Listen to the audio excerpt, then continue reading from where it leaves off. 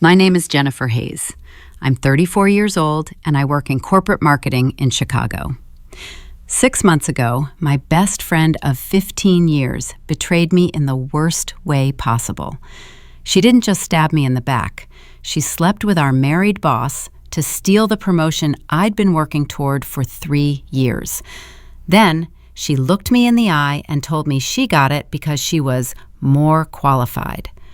For 2 months, I watched her celebrate her new position, watched her post on social media about her success, watched her give me fake sympathy while secretly laughing at how easily she'd manipulated everyone. But I knew the truth.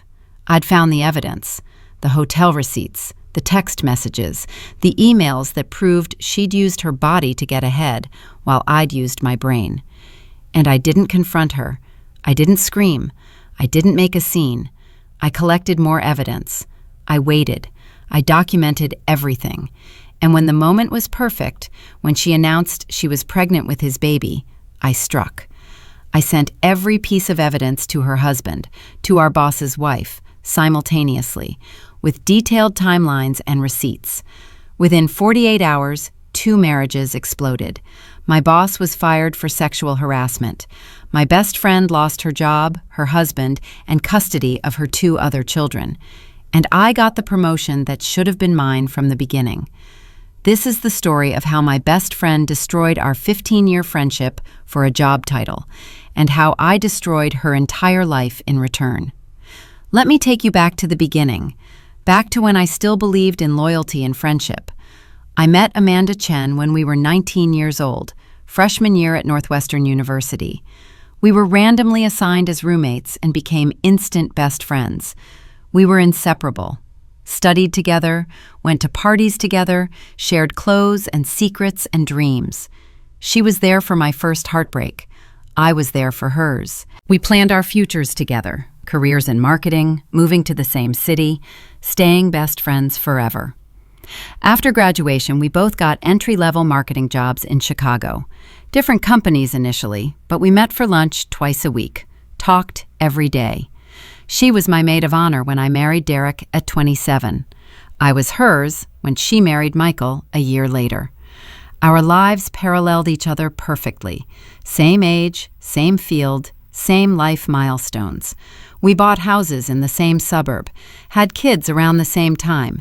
She had 2 daughters, Emma and Sophie. I had 1 son, Luke. We were the definition of best friends, sisters by choice. When a position opened at Sterling Marketing Group 5 years ago, we applied together. Both got hired. Junior marketing managers. We carpooled to work, collaborated on projects, supported each other through the challenges of corporate life. Our boss, Richard Morrison, was 46 years old, married with 3 kids, successful, respected in the industry, and professional. Or so I thought. For 5 years, Amanda and I worked side by side. We were both good at our jobs, earned raises and small promotions, took on bigger clients, built solid reputations within the company. We weren't competing, we were supporting each other. Or at least, I thought we were. Everything changed 18 months ago when Richard announced he was being promoted to VP. His director position would be open. Whoever got it would oversee the entire marketing department, manage a team of 15, and earn a significant salary increase. I wanted it desperately. I'd been working towards something like this my entire career. I had the qualifications, the experience, the proven track record. Amanda wanted it too. "May the best woman win," she said when we both submitted our applications. She hugged me, told me she'd be happy for whoever got it. I believed her, because she was my best friend. And best friends don't lie to each other about things like this. The interview process took 3 months, multiple rounds with HR, with Richard, with the executive team. Both Amanda and I made it through every round. It came down to the 2 of us, best friends competing for the same position. I should have seen the red flags, should have noticed how Amanda started dressing differently, more sophisticated, more seductive, how she started staying late at the office, how she volunteered for every project Richard was managing, even ones outside her responsibility, how she started mentioning Richard constantly. Richard thinks this. Richard suggested that. Richard and I were discussing. But I didn't see it, because I trusted her, because I was focused on my own qualifications and performance, because I was naive enough to believe merit mattered more than manipulation. The decision came in March. Richard called us both into his office separately. I went first. He looked uncomfortable as I sat down. Jennifer, I want to start by saying how impressed I've been with your work. You're talented, dedicated, and you have a strong strategic mind. Thank you, I said, sensing the but coming. But we've decided to offer the position to Amanda. She demonstrated qualities during the interview process that we felt were better suited for the director role at this time. The words hit me like a physical blow. What qualities? Leadership presence, strategic vision, ability to think outside traditional frameworks. Bullshit corporate speak, meaningless phrases that said nothing. I don't understand. My performance reviews have been excellent. I've brought in more revenue than anyone on the team. This isn't about performance, Jennifer. It's about fit. Amanda is the right fit for this position right now. What does that mean? It means the decision has been made. I hope you'll continue to be a valuable member of our team. I left his office in shock. Walked past Amanda waiting in the hallway. She gave me a sympathetic smile. You okay? She whispered. Yeah, good luck.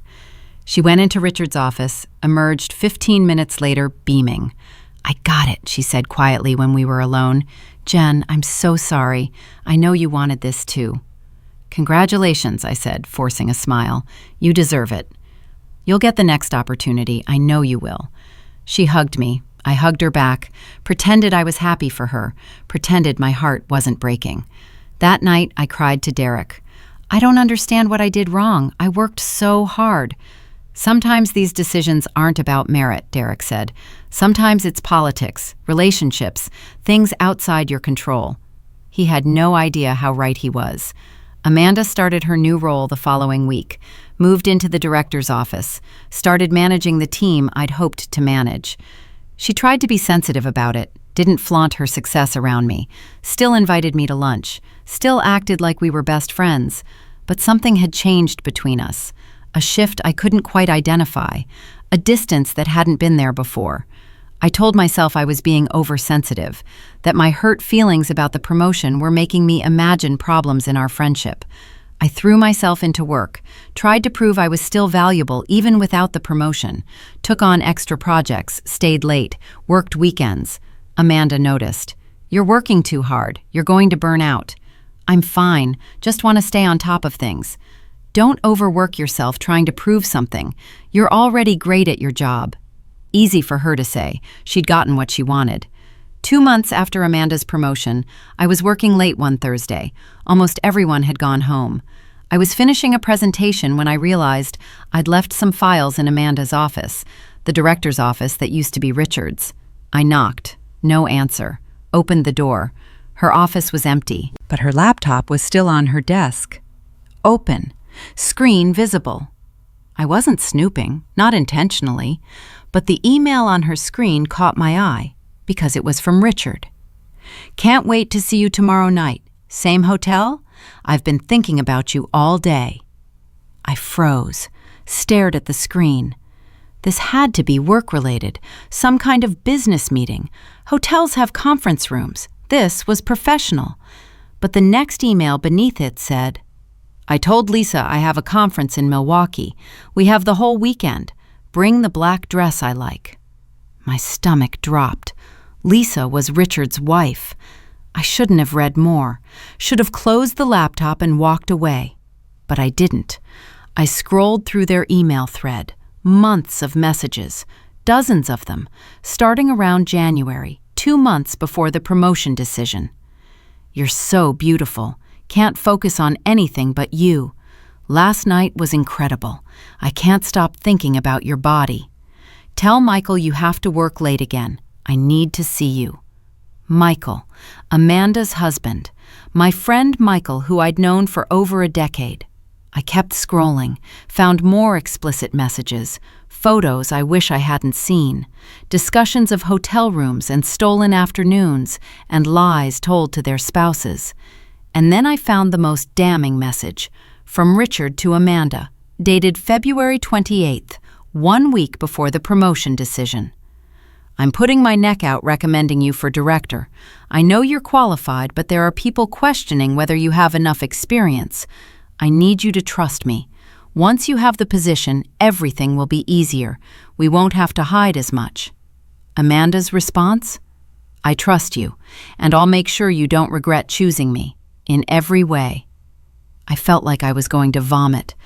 My best friend had slept with our boss to get the promotion that should have been mine, had used her body to advance her career while I'd been working 80-hour weeks trying to prove myself through merit. She'd lied to me, to her husband, to everyone, and she'd stolen my promotion through manipulation and sex. I should have confronted her immediately, should have screamed, should have gone to HR. But I didn't, because I was too shocked, too hurt, too angry to think clearly.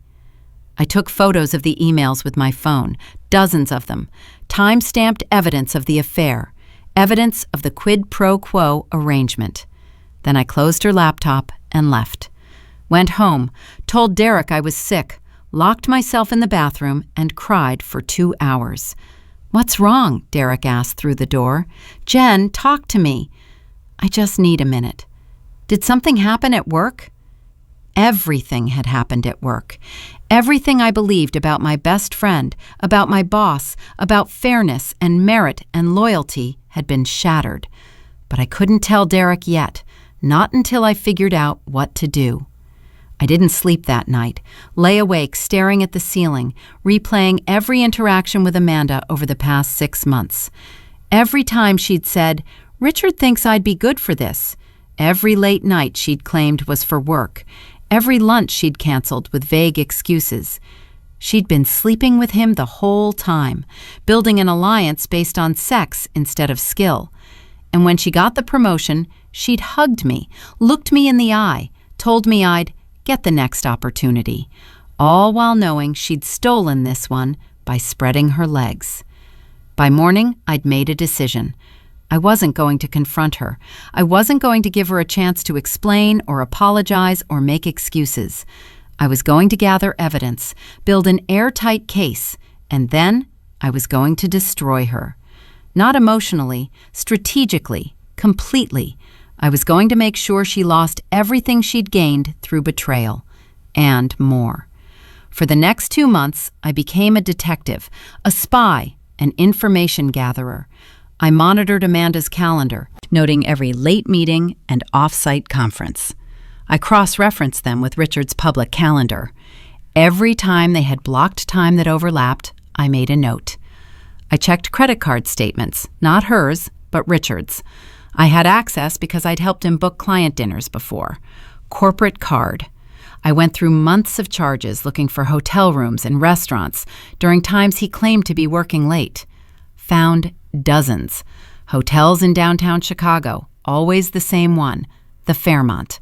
Always checking in around 6 p.m., checking out around 10 p.m. Same day.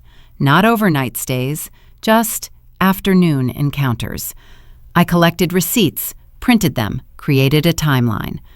I also monitored their behavior at work. How Amanda found excuses to go into Richard's office. How they avoided being seen together, but their eyes would meet across the conference room. How Richard started giving Amanda the best clients, the biggest projects, the most visible opportunities, while my assignments became increasingly mundane, administrative, unimportant. He was pushing me out, making me irrelevant, punishing me for not sleeping with him. The realization made me even more determined. I also started paying attention to Michael and Lisa, the spouses being betrayed. Michael, Amanda's husband, was an accountant. Good guy, devoted father to Emma and Sophie. He'd been my friend for over a decade, came to our house for barbecues, helped Derek fix our deck. Normal suburban dad. He had no idea his wife was cheating on him. I watched him at a birthday party Amanda threw for Emma in May. watched him look at Amanda with love and trust, watched him thank her for being the best wife and mother, while she smiled and accepted the compliment, knowing she'd been in a hotel room with Richard the previous afternoon. Lisa Morrison, Richard's wife, was a pediatric nurse, 44 years old, pretty, kind, involved in their kids' school activities. She'd hosted the company holiday party at their house last December. I'd been to their home, met their children, seen the family photos on the walls. Richard was destroying all of that for hotel room sex with his employee. They both deserved to know the truth. Michael and Lisa, the innocent spouses, the betrayed partners, and I was going to be the one to tell them. But not yet. Not until I had everything. In June, something happened that changed everything. Amanda came into work glowing, radiant, happier than I'd seen her in months. "I have news," she said to me privately. "I'm pregnant." My heart sank. Wow, congratulations. Does Michael know?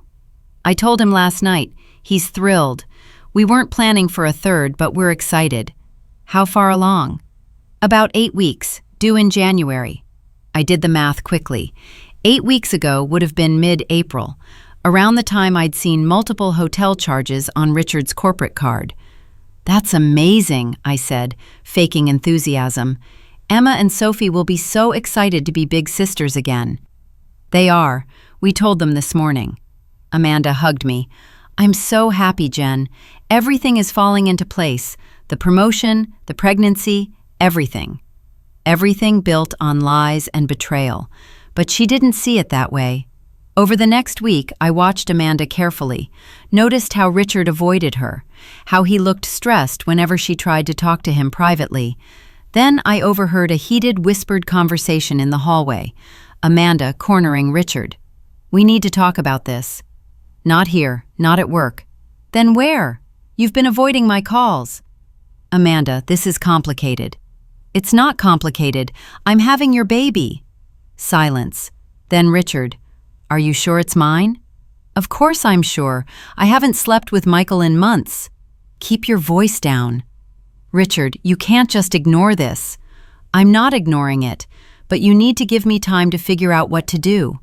"What to do?" "You said you loved me. You said once I got the promotion we could be together openly." "I never said that." "Yes, you did, multiple times. You said you were going to leave Lisa." I was just saying things. You know how it is. Heat of the moment talk." "Heat of the moment? We've been sleeping together for 8 months." "Lower your voice. Someone will hear." "I don't care who hears. You got me pregnant." "You don't know that." "I know my own body, Richard. This is your child." "We can't be sure. Get a paternity test after it's born."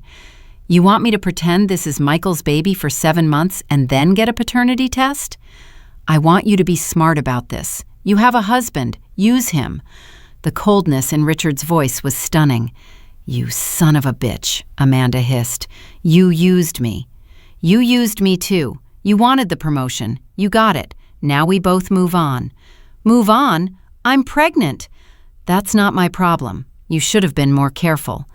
I heard footsteps, Richard walking away, Amanda standing alone in the hallway, probably crying. I stayed hidden around the corner, processing what I'd just heard. Amanda was pregnant with Richard's baby. Richard was abandoning her. And Amanda was planning to pass the baby off as Michael's. This was so much worse than I'd thought. That night, I told Derek everything, showed him all the evidence I'd collected, the emails, the receipts, the timeline, the overhead conversation. "Oh my God," Derek said. "Jen, this is massive."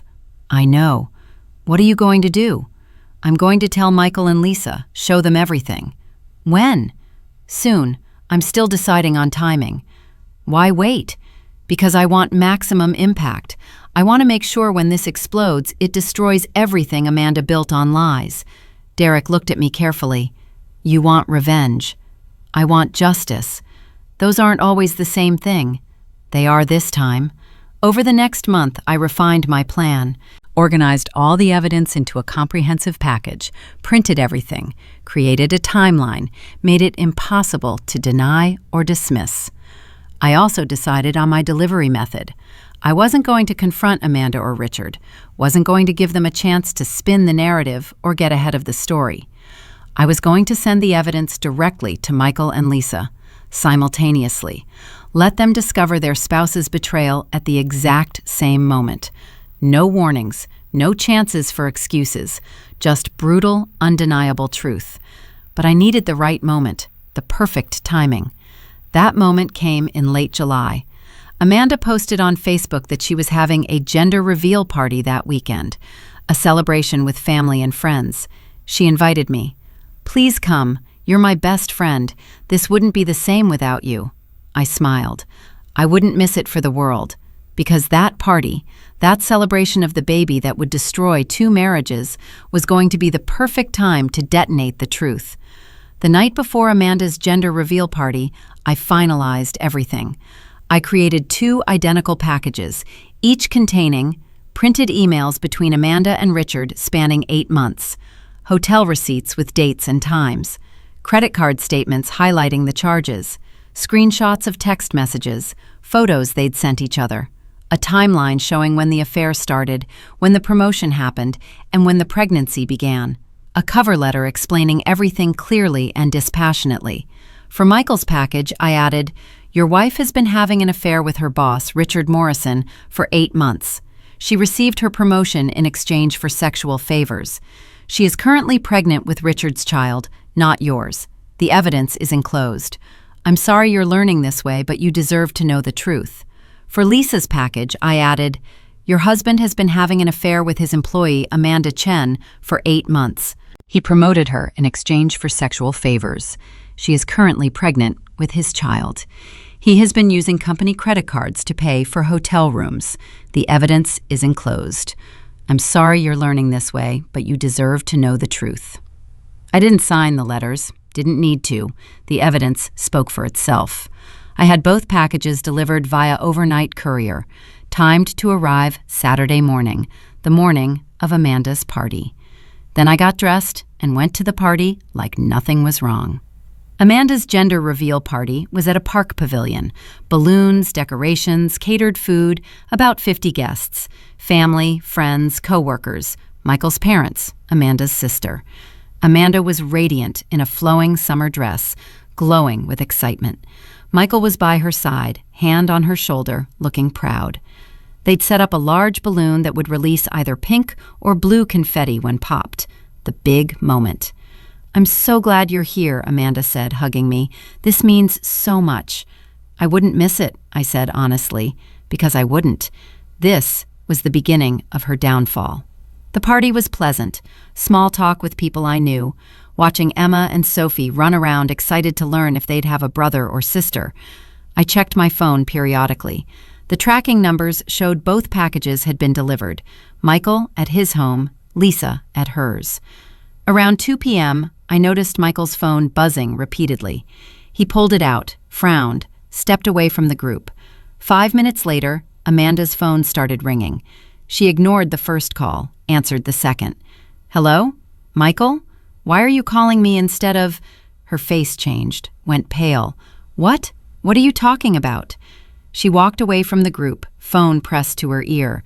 I watched her body language change, shoulders tensing, hand going to her mouth, looking around frantically like she was trying to find an escape route.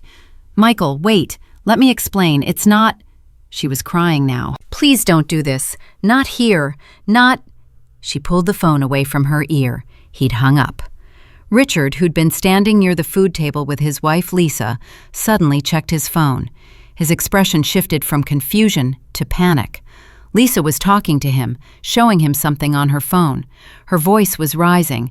Other guests were starting to notice. "You bastard!" Lisa screamed suddenly. "You got her pregnant?" Everyone stopped talking, stared. Lisa pointed at Amanda across the pavilion. "You've been sleeping with her?" Richard tried to grab Lisa's arm. "Not here, please." "Not here? Not here? You humiliate me for months and I'm supposed to be quiet about it?" Amanda was frozen, staring at Lisa, then at Richard, understanding that they'd both been exposed simultaneously. Michael arrived at the pavilion then, screeched his car into the parking lot, stormed toward Amanda. "Is it true?" he yelled. Guests moved out of his way. "Is that his baby?" Amanda opened her mouth. Nothing came out. "Answer me!" Michael's voice echoed across the park. "I just read 50 pages of emails between you and him. Hotel receipts, pictures, everything. Is the baby you're carrying his?" Emma and Sophie started crying, confused, scared by their father yelling. "Michael, I can explain. Can you explain how you've been lying to me for 8 months? How you've been spreading your legs for your married boss? How you got promoted by being a whore?" People gasped. Someone tried to lead the children away. "The baby is yours," Amanda said desperately. "Michael, please, the baby is yours. Don't lie to me. You said in your emails you haven't slept with me in months." Across the pavilion, Lisa was screaming at Richard. 8 months! Our daughter's birthday, our anniversary. You were with her!" Richard was trying to calm her. "Lisa, I'm sorry. It was a mistake. It meant nothing." "It meant nothing? You gave her a promotion. You risked your career. You got her pregnant." The party had descended into complete chaos. Families gathering their children, people recording on their phones, Amanda's sister trying to understand what was happening. Amanda saw me standing calmly near the edge of the group. Our eyes met. She knew. In that moment, she knew I'd done this. "You," she said, pointing at me. "This was you." All eyes turned to me. "I don't know what you're talking about," I said calmly. "You sent those packages. You exposed us. I gave your husband and Lisa evidence of your affair, evidence you created through your own choices." "You bitch!" Amanda lunged toward me. Michael grabbed her. "Don't," he said coldly. "Don't make this worse. She ruined everything." "No," Michael said. "You ruined everything. You destroyed our family for a job title." He turned to me. "Did you send me that package?" "Yes." "Why?" "Because you deserved to know the truth. Because Amanda is my friend, was my friend, and she betrayed you. She betrayed all of us. Someone needed to tell you what she was doing." Michael nodded slowly. "Thank you. I mean that. Thank you." He turned back to Amanda. "I want a divorce. I want full custody of Emma and Sophie, and you can raise his baby alone because I want nothing to do with it." "Michael, please." "We're done. My lawyer will contact you Monday." He gathered his daughters and left. Lisa was having a similar conversation with Richard. "I'm taking the kids and going to my parents. Don't come home, don't call. My lawyer will contact you." She left too. The party was over. People dispersed quietly, awkwardly. Amanda stood alone near the gender reveal balloon, crying, her celebration destroyed. Richard approached her. "This is your fault. You got sloppy. You told someone." "I didn't tell anyone. Jennifer did this." "Then you gave her evidence. You were careless." "We were careless. This is your fault too. I have a wife and 3 kids to save. You're on your own."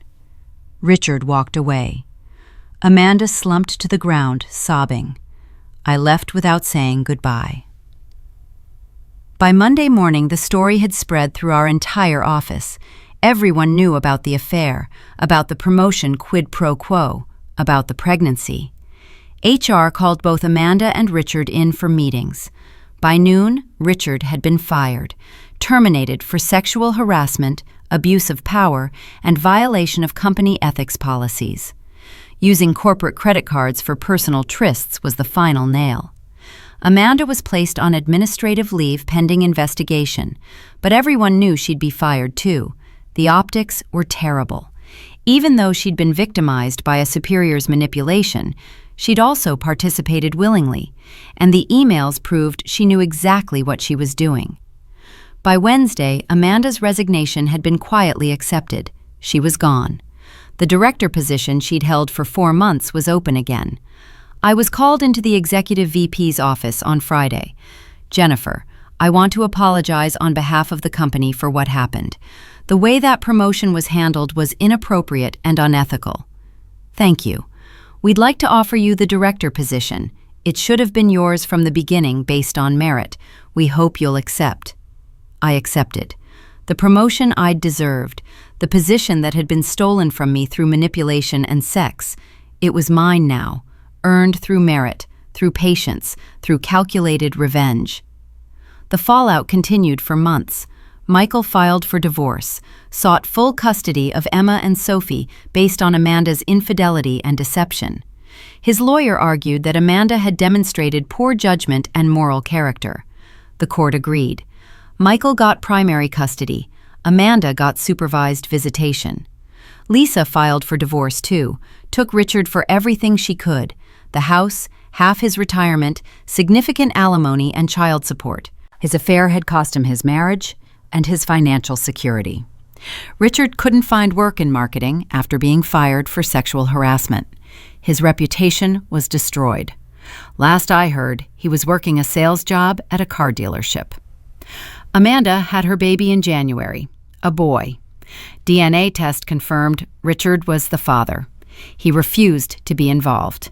Pays minimum court-ordered child support, but has never met his son. Amanda applied for jobs in marketing, but couldn't get hired. Word had spread about what she'd done.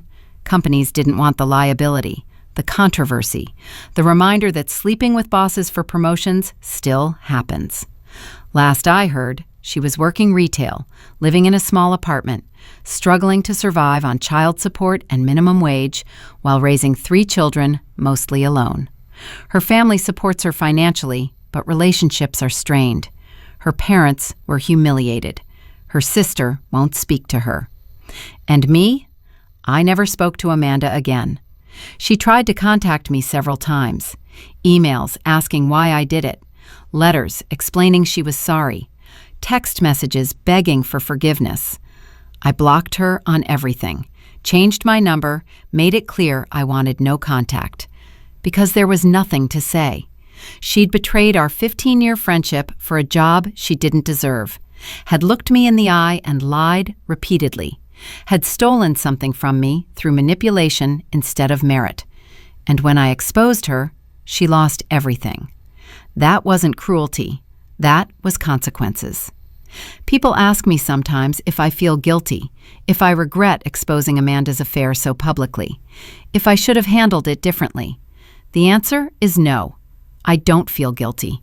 I don't regret anything. Amanda made her choices. She chose to sleep with our married boss. She chose to use her body instead of her skills to get ahead. She chose to betray her husband and her children and her best friend. I simply made sure people knew the truth. Michael deserved to know his wife was cheating. Lisa deserved to know her husband was unfaithful. The company deserved to know their director had traded sex for advancement. All I did was pull back the curtain on Amanda's lies. The destruction that followed was her own doing, not mine. Derek asked me once if I thought I'd been too harsh, if maybe I should have confronted Amanda privately, given her a chance to confess before I exposed everything. Why? I asked him. So she could beg me not to tell? So she could make excuses about how it just happened, or how she never meant to hurt anyone? Would that have changed what she did? No, but it might have given her dignity. She gave up her dignity when she spread her legs in a hotel room. I just made sure everyone knew about it. You destroyed her life, Jen. She destroyed mine first. She stole my promotion. She lied to my face for months. She made me doubt my own worth and abilities. She made me think I wasn't good enough when the truth was she just cheated better than I competed. So this was revenge. This was justice. I'm not going to pretend I'm a saint. I'm not going to claim I exposed Amanda purely out of concern for Michael and Lisa. Yes, I was motivated by revenge, by anger, by the desire to make her pay for what she'd done to me. But I also believe she deserved to face consequences, deserved to lose the things she'd gained through betrayal. Would I do it again? Absolutely, without hesitation, because women like Amanda, people like Amanda, need to understand that actions have consequences, that you can't manipulate and lie and cheat your way through life without eventually being held accountable. She thought she was smarter than everyone else, thought she'd gotten away with it, thought she'd stolen my promotion and I'd never figure out how. But I did figure it out. I collected the evidence. I waited for the perfect moment, and I burned her entire world to the ground. If this story showed you that calculated revenge is sometimes the answer, hit that like button right now. Subscribe for more real stories about betrayal, workplace affairs, and making people face consequences. Drop a comment below. Tell me your name and where you're from. Have you ever been betrayed by a best friend? Did you get revenge? Share this with someone who's been backstabbed by someone they trusted, someone who needs to know that sometimes the best revenge is exposing the truth. Thanks for watching. I'll see you in the next video.